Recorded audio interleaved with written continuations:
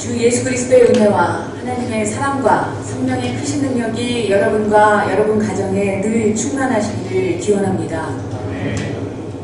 사랑하는 사회교회 교우 여러분, 봄이 선다, 봄이 온다라고 하는 것을 말하는 입춘과 개구리가 잠에서 깬다라고 하는 그 우수 사이에 지금 이 계절을 우리가 보는 거 있는데요.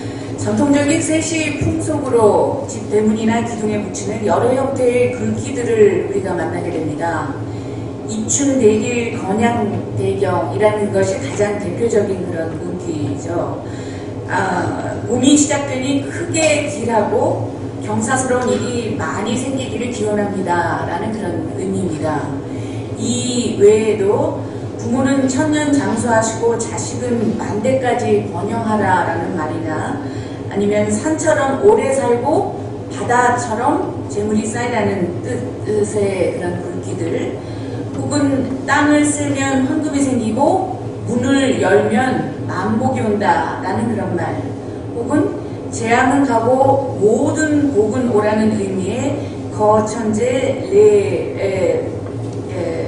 레복, 혹은 재난은 봄눈처럼 사라지고 행복은 여름 구름처럼 일어나라 라는 그런 뜻을 가진 제종 춘설소 복축화운흥이라는 그런 표현들이 있습니다. 이러한 표현들에는 대부분 도교적인 전통 가운데에서 나타나는 무병장수, 부귀영화 등의 몸의 건강과 재물, 복, 이런의 또 번영에 관련된 그러한 말들이 가득 들어 있습니다. 우리가 새해 인사를 할 때 복 많이 받으세요. 복이라고 하는 그런 단어들, 한국인들이 일반적으로 굉장히 많이 사용하는데 바로 이 복이라고 하는 가운데 지금 제가 열거했던 그런 내용들이 같이 들어있게 됩니다. 그러면 여러분은 복이라고 하는 단어를 들으실 때 어떤 말씀을 제일 먼저 떠올리게 되십니까? 우리는 흔히 기복신앙, 구복신앙은 잘못됐다라고 그렇게 말은 하는데요. 사실 복을 구하는 그 마음 자체가 그렇게 잘못되지는 않았을 겁니다. 복을 추구하는 마음이라고 하는 것은 도교적인 전통의 동양 전통에서나 아브라함을 조상으로 삼고 있는 유대교, 기독교, 이슬람교 모두 또 동서고금을 막론하고 또 유사한 점들이 많이 있을 겁니다. 그런데 예수의 생애를 중심으로 하는 교회라고 볼 때 그리스도가 빛으로 임하셨음을 기억하는 이 주연절기에 기독교 전통의 틀 안에서 그럼 우리는 한국인 그리스도인으로서 그리고 그리스도인 한국인으로서 오늘의 구약과 신약 본문에 등장하는 복을 어떻게 이해할 수 있겠습니까? 동양 문화에서의 복이라는 개념이 빈번하게 등장하는 것에 못지않게 성서에서도 복이라고 하는 단어가 많이 등장합니다. 그런데 흔히 복이라는 단어를 들으면 우리는 성서적인 정의에서의 복이라는 개념보다는 우리 문화의 배경이 되는 동양적 사고관에 먼저 젖어들게 될 겁니다. 그럼 동양 유학의 경전인 서경에 정의된 5가지의 복, 오복은 무엇을 뜻합니까? 오복이라고 하는 것은 수, 부, 강령, 유호덕, 고종명의 5가지입니다. 장수하는 것, 부유한 삶을 영위하는 것, 무한이 없는 것, 덕을 좋아하며 즐겨 덕을 행하는 것, 그리고 청명을 다한다라는 그런 의미를 내포하고 있습니다. 물질적인 풍요와 건강, 그리고 하늘의 뜻을 생각한다라고 하는 그런 의미가 여기에 들어져 있습니다. 그럼 오늘 우리가 교독으로 함께 읽은 지혜문학을 대표하는 지혜서의 시인 시편 1편에서 뿐만이 아니라 예레미야의 입술을 통해서 우리에게 들려지는 성서가 말하는 복의 개념은 무엇입니까? 그것은 다름이 아니라 하나님께 마음으로 가까이 있는 것, 하나님과 진정으로 관계하고 있는 것, 그 자체를 복이라고 얘기합니다. 이 시편의 저자나 예레미야서의 저자는 모두 물질적인 부유함이나 혹은 신체적인 건강함을 복이라고 한정짓지 않았습니다. 하나님께 가까이 있는 것, 하나님을 의지할 수 있는 것 그 자체가 복이며 그것을 샘물가에 심어진 나무로 비유해서 표현하고 있습니다. 그래서 언제나 열매를 맺는다는 것이 복을 상징하는 그런 내용입니다. 복이라고 하는 것은 이처럼 우리가 살아갈 수 있는 자양분이고 비료인데 그 비료를 샘물에서 얻을 수 있고 그 샘물이란 다름이 아니라 하나님의 말씀 그 자체입니다. 그것은 즉 우리가 부유할 때나 그렇지 못할 때나 건강할 때나 그렇지 못할 때나 그러한 외적인 요건에 구애받지 않고 하나님께서 함께 하신다라는 것을 믿고 그 하나님과 아주 막역하고 친밀하게 가까이 관계하는 것 그 자체를 복이라고 말하고 있는 것입니다. 그러면 하나님께 물리적으로 또 마음으로 가까이 있으면 물질적인 풍요가 보장되고 건강이 보장된다는 뜻입니까?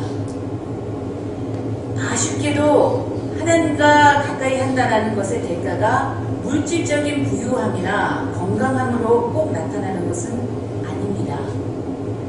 우리가 만약에 우리의 잣대로만 이 인과관계를 설명한다라고 한다면 이해할 수 없거나 실망할 수밖에 없는 일들이 더 많이 생겨날 것입니다. 결과론으로 따지면 전혀 이해할 수 없을 정도로 이 세상에는 참으로 이와는 반비례하는 일들이 많이 일어나기 때문입니다. 선한 일이 아니라 못된 일을 골라서 꾸준히 하는데도 권력을 잡고 잘 사는 사람들도 있고 정의롭지 못한 방법으로 부를 착취하여 물질적 풍요를 느끼는 사람들도 물론 많이 있습니다. 그 반면에 하나님을 가까이 하고 선한 일들을 열심히 많이 한 사람인데도 큰 병에 걸리는 수도 있고 또 아주 착하게 사는 사람인데 뜻밖의 교통사고를 당하는 경우도 많이 보게 됩니다. 작년 3월에 인천 송도의 연세대 국제캠퍼스의 입구 굉장히 한적한 곳인데요. 신입생 한 명이 또 다른 신입생이 몰고 가던 차에 치여서 의식불명이 된 사건이 있었습니다. 굉장히 한적한 곳이었음에도 불구하고 정말 이해하기 어려운 그런 사건이 일어났고 몇 주 동안 이 학생은 중환자실에서 의식불명인 채 그렇게 보내게 됐고 심지어 의사 선생님들도 이 학생이 다시 회복하게 되더라도 정상적으로 돌아오기 힘들 거다라고 그렇게 얘기하셨습니다. 일산 보건병원에도 머문 적이 있었기 때문에 그때부터 제가 가끔 방문해서 기도도 함께 하고 그랬는데요. 사건 발생 후에 한 1년이 지나는 지금 시점에서 다시 이 학생이 복학을 꿈꿀 정도로 놀랍게도 그렇게 회복이 되어가고 있습니다. 학생 어머니가 바로 그 환자 옆에서 누워서 그렇게 간병하는데 지내야 되지 않습니까? 그 1년 동안은 그렇게 헌신적으로 간병하고 또 무엇보다도 학교를 꼭 돌아오고 싶다라고 하는 그런 학생의 의지, 가족의 노력과 많은 그런 사람들의 그런 기도로 이런 변화가 있어서 감사할 따름인데요. 사실 아주 선량했던 그런 신입생 학생이었는데, 기독교인 학생이었는데 왜 이러한 일이 일어났는지 도저히 설명되지가 않습니다. 그저 하나님이 이 어려운 과정임에도 불구하고 함께 하심을 믿고 같이 기도하고 매달릴 뿐입니다. 그에 비해서 악행을 행하고도 잘 먹고 잘 사는 사람들의 모습을 우리는 우리나라뿐 아니라 세계 여기저기에서 수시로 보게 됩니다. 이처럼 하나님과 가까이 한다고 해서 우리가 무균실에서 살아가는 것도 아니고 우리에게 병이 비껴간다거나 꼭 재물이 풍족하게 된다고는 볼 수 없다는 말입니다.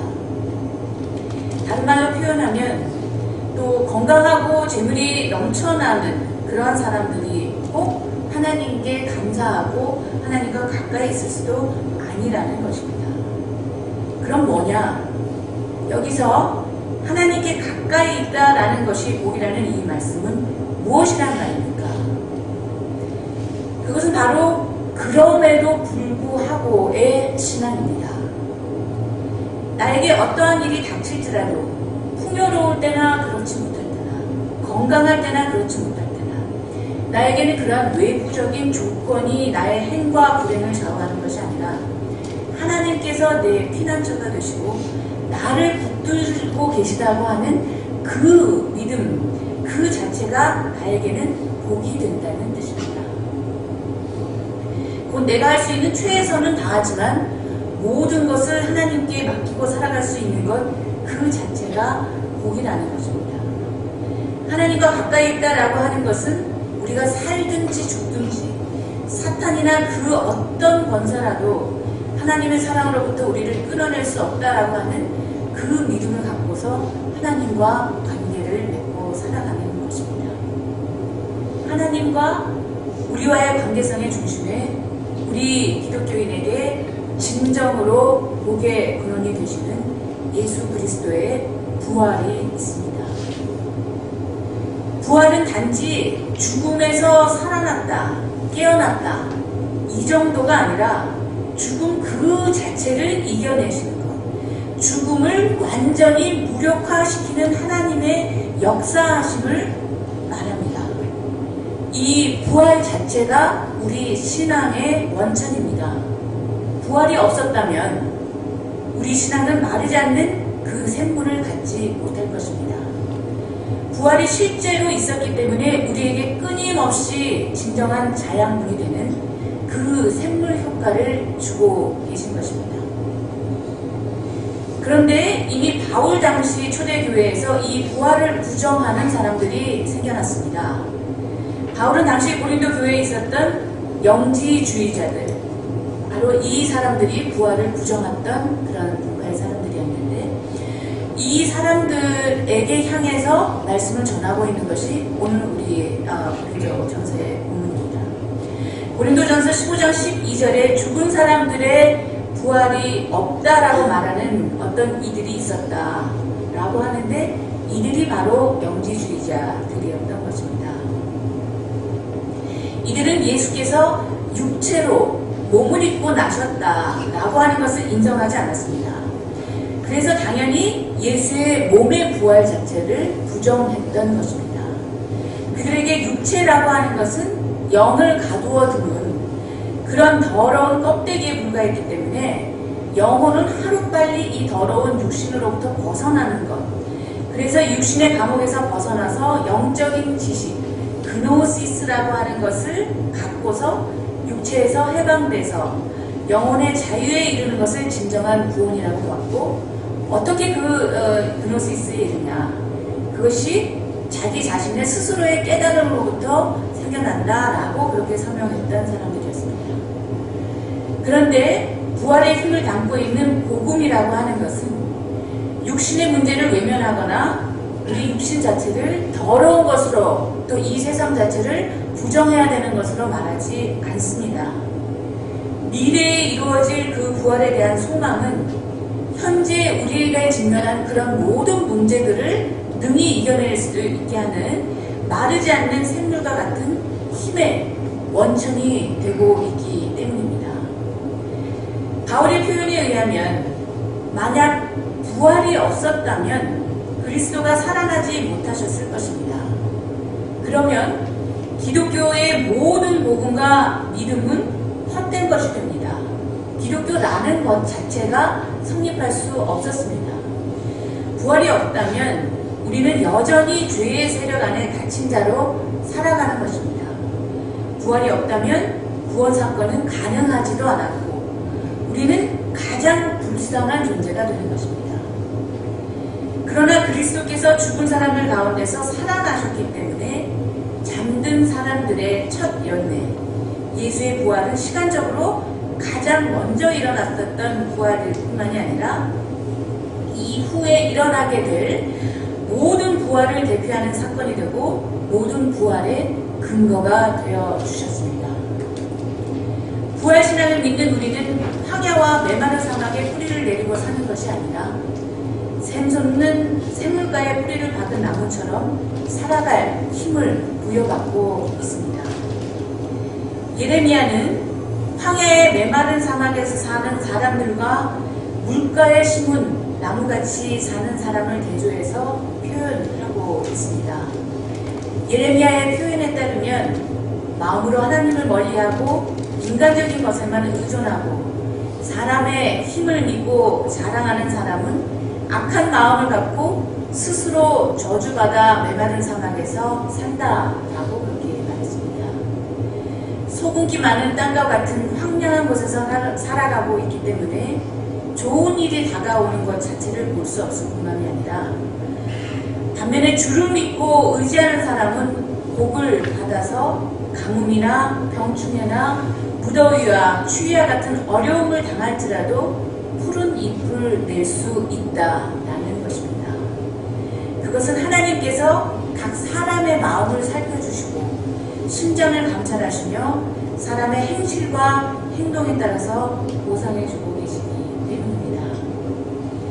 예레미야의 이러한 대조법이 예수의 말씀에서 오늘 신약성서의 본문의 말씀에서 또 한 번 강조됩니다. 이 말씀은 산에서 내려오셔서 평지에서 하시는 그런 말씀이기 때문에 이 말씀을 산상수훈과 대조해서 평지에서의 설교라고 부릅니다. Sermon on the Plain이라고 그렇게 얘기를 하는데 산에서의 기도를 마치신 후 예수께서는 12사도들과 함께 땅으로 평지로 내려오셨습니다. 예수께서 지형적으로 평지에서 말씀하셨을 뿐만이 아니라 아주 평이하게, 플레인리하게 이 말씀을 전해주고 계셨습니다. 이 자리에는 말씀을 듣고 싶고 병고침을 받고자 하여 모인 그런 군중들도 있었지만 무엇보다도 이후 세상에 나아가서 사역을 감당해야 될 그런 제자들이 있었습니다. 예수께서 이들에게 당부하시던 말씀의 핵심이 여기에 모두 들어 있었던 것입니다. 산 위에서 예수께서 말씀하신 산상수훈은 8가지 복에 대해서만 그렇게 설명하고 계시는 반면에 여기에서는 이 평지 설교에서는 4가지의 복과 4가지의 화해에 대해서 말씀하고 계십니다. 가난한 자와 부요한 자, 줄인 자와 배부른 자, 우는 자와 웃는 자, 욕먹는 자와 칭찬받는 자를 대비하고 계십니다. 여기에서 주님께서 말씀하신 복과 화라고 하는 것은 확실히 경제적인, 물질적인 빈곤과 부의 차원이 아니었습니다. 단순히 물질적인 가난을 칭찬하고 풍요를 저주하는, 부를 저주하는 그러한 표현이 결코 아니라는 것입니다. 하나님을 향한 자발적인 가난과 굶주림은 하나님의 사랑과 정의의 마음을 품고 살아가게 하기 때문에 이 세상적인 가치에 휘둘리게 하지 않습니다. 때문에 이러한 사람은 인간을 의지하고 추종하는 것이 아니라 하나님의 뜻을 따르고자 하며 이러한 방법으로 하나님을 향해서 방향 전환을 하고 스스로를 내려놓아서 가난하고 줄이게 되는 사람들은 결국 하나님께서만 허락하시는 진정한 복을 받게 될 것이라는 내용입니다. 그런 사람들은 쉽사리 세상적인 잣대에 적당히 타협하면서 다른 사람들에게 칭찬받는 그러한 일들만을 하려고 하는 것이 아니라 하나님으로부터만 온전히 칭찬받게 될 것입니다. 포퓰리즘에 빠져서 사람들의 환심을 사는 것이 아니라 지금 사람들에게 비록 인정받지 못할지라도 진정으로 하나님의 환심을 사도록 하는 사람만이 궁극적으로 칭찬받을 수 있을 것이라는 내용입니다. 호레스 그랜트 언더우드와 그의 부인이자 우리나라 최초의 여성 전문 의료 선교사였던 그리고 명성황후의 주치의로 우리나라에 들어왔던 릴리아 스코튼 언더우드는 이 땅에 복음을 전하면서 당시 사람들이 교회에서 나누어 주었던 쌀을 받으러 오는 것에 익숙해질 것을 굉장히 염려했습니다. 쌀 그리스도인이라는 표현이 여기에서 나오게 됐던 것입니다. 복음이 쌀, 배급 같은 물질적인 보상으로 변질될 것을 우려했던 것입니다. 이분들은 연세대학의 설립을 위해서 혼신의 노력을 다했을 뿐만이 아니라 서울 안에 세문안 교회를 세웠고, 그뿐만이 아니라 경기도 구석구석에 그리고 경상도까지 또 북한 지역에까지 전국 각지에 약 40여 개의 그런 교회들을 세워 나가셨습니다. 그리고 복음을 기회 닿는 데마다 전하는 일에 힘쓰셨습니다. 그런데 1910년대의 한 보고서에 의하면 이 고향, 이 땅에, 당시는 군 정도 됐었겠죠? 복음의 씨앗을 뿌리는 사업에 큰 진전이 없다라는 그런 보고가 있었습니다. 그로부터 20여 년 뒤에 배민수 목사님이 이 지역을 택해서 하나님의 말씀을 전하고 노동을 통한 사회 변화를 꿈꾸셨습니다. 우리의 앞선 이러한 신앙의 선배들의 기도와 헌신적인 노력으로 우리는 복음을 통한 의식개혁과 노동과 근검을 통하여 기적 같은 근대화의 발전을 이루어냈습니다. 우리는 이 땅에 복음이 처음 전해졌던 그 당시처럼 물질적인 빈곤 속에 살아가고 있지는 않습니다. 그런데 우리는 우리의 하나님을 향했던 그 간절한 마음이 언제부터인가 냉랭해지지 않았나 한번 스스로 반성을 해보아야 할 것 같습니다. 하나님을 떠나는 사람은 있을 수 있습니다. 그러나 사람을 떠나는 하나님은 결코 존재하지 않으십니다. 그분이 우리의 진정한 생물의 원천이 되어 주십니다. 부활신앙이라고 하는 것은 우리의 궁극적인 복의 근원이 되시는 그 부활신앙이라는 것은 죽은 뒤에 천국 백성 되는 것에만 그 초점을 두는 것이 결코 아닙니다. 그것은 지금 여기 살아있는 우리의 삶의 관계망 안에서 어떻게 항상 나를 변화시키고 주변을 변화시키고 많은 관계를 품어내느냐, 바로 그러한 것하고 연관이 있습니다. 우리에게는 늘 하나님이 주시는 복이 필요합니다. 그래야만 우리가 살 수 있습니다. 그 복은 나와 내 가족만을 위한 복이 아니라 우리 공동체 모두의 회복을 위한 그러한 복이 되어야 할 것입니다. 복을 간구하는 우리의 기도의 지평이 넓혀져야 할 필요가 있다는 뜻입니다. 우리에게 늘 새로운 힘을 주시는 부활의 주님이 우리로 하여금 샘물가에 뿌리를 내리고 살도록 초청하십니다. 이 샘물을 통해서 인생의 여정에서 만나게 되는 더위와 추위에도 흔들리지 마시고 우리 삼회교회 모든 분들이 주변을 살피시면서 늘 푸르른 잎을 내며 살아가시게 되는 마음 간절합니다. 함께 묵상 기도